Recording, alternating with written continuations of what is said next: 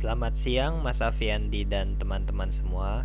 Kami dari kelompok 4 akan mempresentasikan hasil interpretasi ekokritik kami terhadap teks berjudul Beasts and People karya Mikhail Zoshenko yang dituliskan pada masa kepemimpinan Joseph Stalin. Adapun anggota dari kelompok kami yaitu Karisa Rafinza, Maharani Arvila, Hasyana Omega Tesalonika, dan saya sendiri Idrus Wintama. Seperti apa bentuk karya dari Beasts and People ini? Bisa disimak di slide berikutnya. Beasts and People merupakan salah satu karya sastra Rusia dalam bentuk cerita pendek yang dituliskan oleh seorang penulis bergaya satir asal Rusia bernama Mikhail Zoshenko pada tahun 1941. Cerita pendek ini mengisahkan tentang kehidupan seorang pria tua yang berprofesi sebagai penjaga lebah. Ia bernama Ivan Panfilich. Bersama dengan lebah-lebahnya yang ia beli dari kota Tambov, Ivan kemudian pulang menuju kampung halamannya. Namun dalam perjalanan pulangnya tersebut, Ivan selalu dihadapi dengan rintangan bersama dengan lebah-lebahnya juga. Lalu, seperti apa interpretasi ekokritik yang ditemukan oleh kelompok kami? Penjelasan tersebut akan dipaparkan oleh rekan saya di slide berikutnya. Terima kasih. Berikut ini merupakan gambaran keadaan Uni Soviet pada tahun 1940-an yang kami bagi menjadi 3 paruh waktu.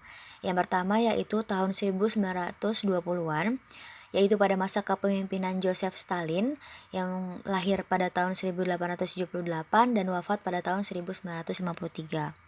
Joseph Stalin merupakan diktator Uni Soviet yang berkuasa sejak tahun 1929 hingga tahun 1953.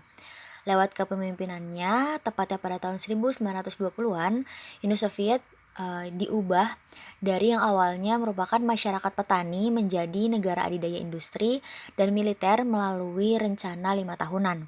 Namun selama masa pemerintahannya banyak sekali teror dan juga akhirnya menjatuhkan korban, yaitu jutaan warganya sendiri tewas selama pemerintahan brutal tersebut. Jutaan petani yang menolak untuk bekerja sama dengan pemerintahan Stalin kemudian ditembak atau Kemudian diasingkan pada sebagai paruh waktu hukuman. kedua, yaitu pada tahun 1930-an, Stalin melembagakan yang namanya pembersihan besar-besaran. Adapun hal-hal yang ia lakukan yaitu yang pertama, adanya serangkaian kampanye yang dirancang untuk menyingkirkan Partai Komunis, militer, dan bagian lain masyarakat Soviet yang dianggap sebagai ancaman. Lalu kemudian Stalin juga membentuk sistem kepercayaan yang berpusat pada dirinya di Uni Soviet. Lalu kota-kota diubah menggunakan namanya untuk demi menghormatinya. Kemudian buku-buku sejarah Soviet juga ditulis ulang untuk memberikan peran yang lebih menonjol dalam revolusi dan mitologi aspek lain dalam hidupnya. Dan sensor foto-foto juga dilakukan sebagai upaya untuk menulis ulang sejarah. Stalin juga dijadikan sebagai subjek karya seni, karya sastra, dan musik yang disanjung. Namanya menjadi bagian dari lagu kebangsaan Soviet. Kemudian pemerintahnya juga mengendalikan media Soviet, dan akibat dari program ini juga banyak sekali mantan rekannya Stalin yang dieksekusi selama periode pembersihan itu.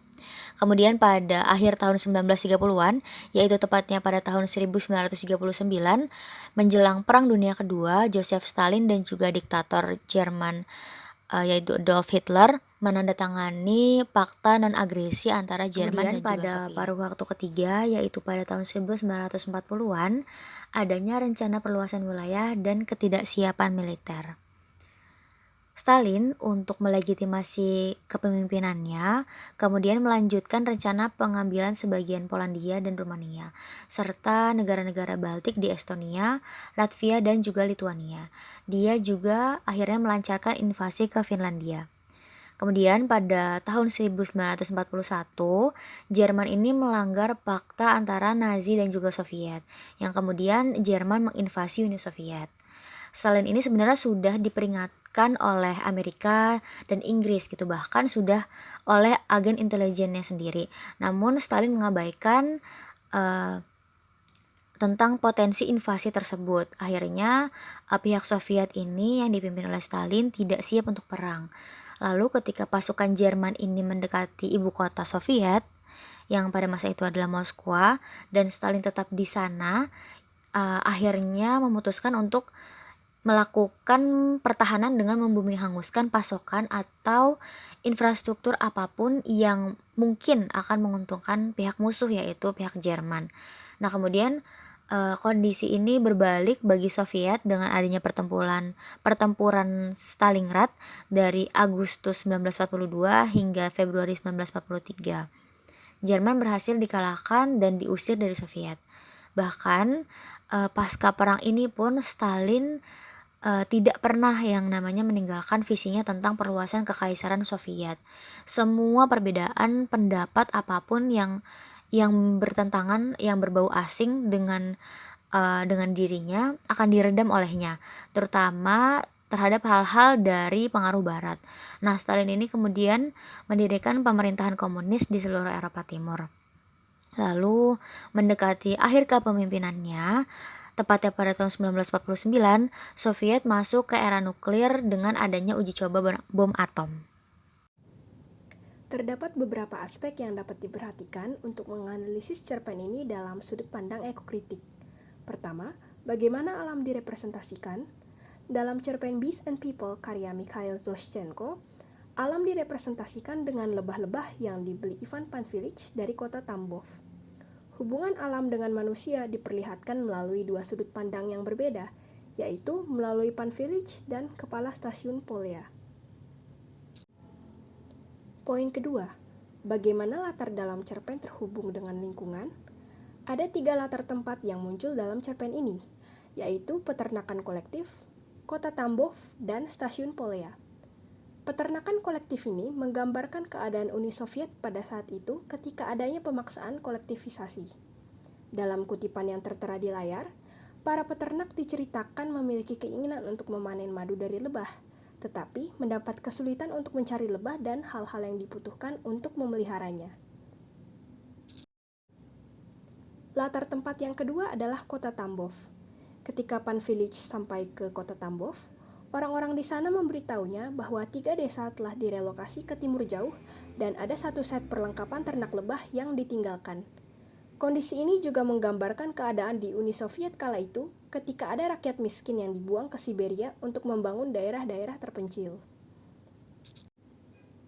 Latar tempat ketiga yaitu stasiun Polya.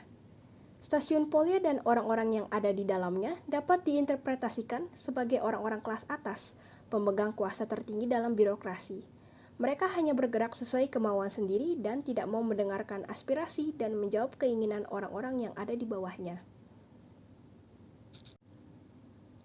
Lalu, bagaimana dengan representasi hewan dalam cerpen ini dan hubungannya dengan manusia? Hewan dalam cerpen ini dapat dilihat sebagai 2 hal yang berbeda, yaitu sebagai komoditas yang harus diperlakukan dengan baik dan sebagai bencana. Panfilych memperlakukan lebah dengan baik. Ia memastikan bahwa tidak ada lebah yang keluar dari sarang. Ketika kereta berhenti lama, ia melepas lebah sebentar supaya mereka bisa mencari makan. Panfilych memiliki pengalaman dalam mengurus lebah, sehingga ia tahu bagaimana cara memperlakukan lebah dengan baik agar lebah pun dapat menghasilkan madu yang lezat untuk Panfilych. Bertolak belakang dengan Panfilych, kepala stasiun Polya tidak peduli, malah menganggap lebah-lebah yang dibawa Panfilych sebagai gangguan, sehingga akhirnya tindakannya membawa bencana bagi stasiun Polya. Bahkan ketika semua panik karena serangan lebah, kepala stasiun hanya memikirkan dirinya sendiri. Ia tidak mau keluar dari ruangannya sampai lebah-lebah tersebut kembali ke Panfilych. Poin keempat, bagaimana alam diberdayakan atau ditekan dalam cerpen? Salah satu hal yang menurut kami ditekankan oleh cerpen ini adalah bahwa alam tidak bergerak mengikuti keinginan manusia. Justru sebaliknya, manusialah yang harus memahami dan bergerak mengikuti siklus alam.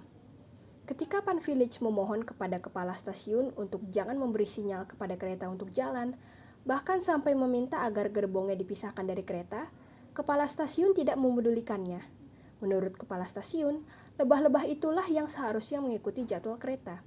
Pada akhirnya, stasiun Polia dipenuhi lebah-lebah yang tidak bisa menemukan gerbong mereka yang sudah pergi meninggalkan stasiun. Seluruh orang yang berada di stasiun pun menjadi sasaran sengatan lebah. Terakhir, benang merah apa yang dapat ditarik antara penderitaan dan tekanan yang dialami oleh kelompok orang dan perlakuan terhadap alam?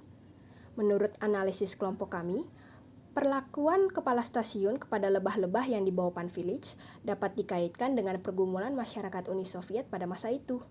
Birokrasi yang rumit hanya akan menyusahkan kelompok orang yang berada di bawah. Mereka yang berada di atas lupa bahwa kaum-kaum yang mereka anggap terpinggirkan juga punya kekuatan untuk menyerang. Pada akhirnya, penerapan birokrasi yang menyengsarakan akan berbalik menyerang para pemimpin. Berikut adalah kesimpulannya. Jadi, Beasts and People karangan Mikhail Soschenko ada cerpen yang diterbitkan pertama kali sekitar tahun 1940-an. Jadi, cerpen ini termasuk dalam periodisasi Uni Soviet di bawah Joseph Stalin yang memimpin dari tahun 1924 sampai 1953. Sisi ekokritik Beasts and People terletak pada perhatian para tokoh terhadap hewan lebah.